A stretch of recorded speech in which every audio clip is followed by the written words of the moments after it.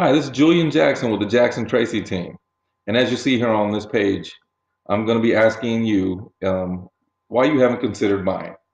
Because when you think about it, especially in the San Antonio area, sometimes buying is actually less expensive than moving into a rental, especially when it comes to the total move-in cost.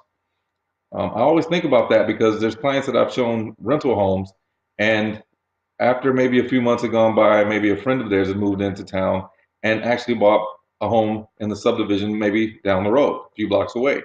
And I had a client that actually, asked, you know, you didn't show me those particular homes. And I realize now that that rental was probably not the best idea, considering it would have cost me less to move into the new build. And it had so many options now. And a year later, this home was worth a whole lot more than it would have been if I had purchased it last year. And I always thought to myself, I don't ever want to do a disservice to my clients. And I thought, I'd always want to make sure that anyone that I show rental homes, I at least bring up the idea of considering buying a home.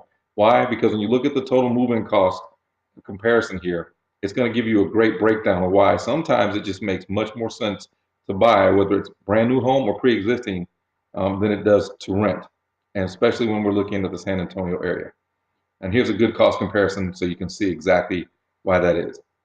When it comes to the admin fees, usually it's around $200. And when you look at the new build or pre-existing homes, it's non-existent or not applicable. Same thing with the application fees, the pet fees, and the pet deposit. Now, the pet deposit typically means you're going to get that back. But in a lot of these property managers, they only charge the pet fee, and it'll usually be around $400, and you're not going to get any of that back. So typically, because pets usually add a little bit more wear and tear to the home.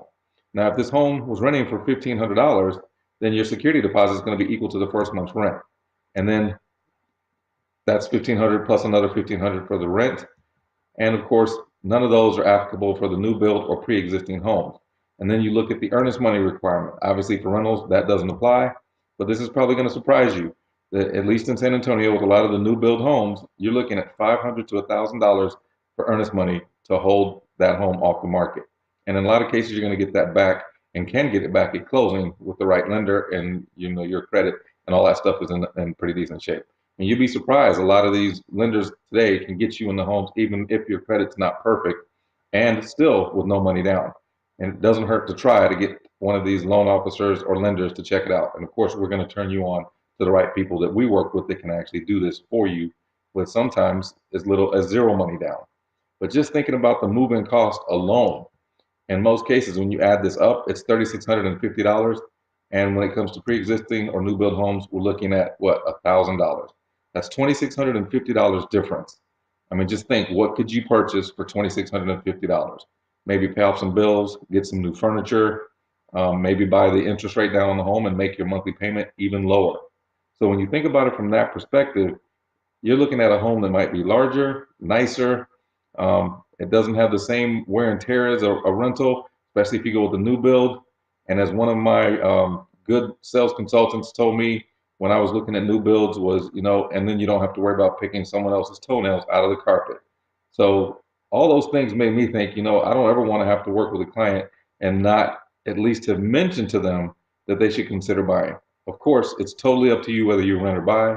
But in this particular area, you'd be surprised at how many renters should probably look into buying because the total moving cost is going to save them quite a bit of money.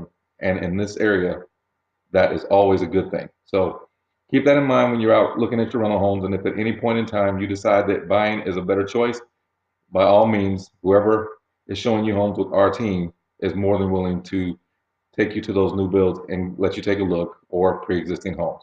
Again, this is Julian Jackson with the Jackson Tracy team, and we look forward to serving you in the future.